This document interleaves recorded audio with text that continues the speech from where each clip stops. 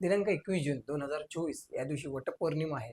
वटपौर्णिमा कशी साजरी करावी, कोणत्या प्रकारची काळजी घ्यावी, गर्भावस्थेत असलेल्या महिलांनी कोणती काळजी घ्यावी आणि आजच्या दिवशी कोणत्या अशा गोष्टी आहेत ज्या करू नये, ह्या सर्वांची माहिती आपण आजच्या व्हिडिओमध्ये घेणार आहोत. नमस्कार, मी आचार्य योगेश आपल्या सर्वांचं या व्हिडिओमध्ये स्वागत करतोय. वटपौर्णिमा यासाठी विशेष वटाचं असं महत्त्व का आहे? कारण वटवृक्षामध्ये ब्रह्मा, विष्णू आणि महेश या तिघांचा वास आहे असं सर्वश्रुत आहे. त्यासोबतच वड हे जे झाड आहे, ऑक्सिजनची जी मात्रा आहे ती सर्व झाडांपेक्षा ह्या झाडाची जी ऑक्सिजनची क्षमता आहे ती देखील खूप जास्त आहे. आणि आयुर्वेदामध्ये वडाच्या पारंब्या, त्याची मुळं, त्याचे चीक ह्या सर्वांचं असे विशेष महत्त्व आहे. म्हणून भारतीय संस्कृतीमध्ये, भारतीय परंपरेमध्ये आपल्या वृक्षारोपण आणि वृक्षांची लागवड, त्यासोबत वृक्ष संगोपन ह्या गोष्टीला विशेष असं महत्त्व दिलेलं आहे. त्यासोबत वटपौर्णिमा याची जी आत्तापर्यंत म्हणजे वर्षानुवर्ष आलेली सत्यवान आणि सावित्री याची जी कथा आहे ही देखील सर्वश्रुत आहे. त्याचमुळे वटपौर्णिमा हा जो सण आहे हा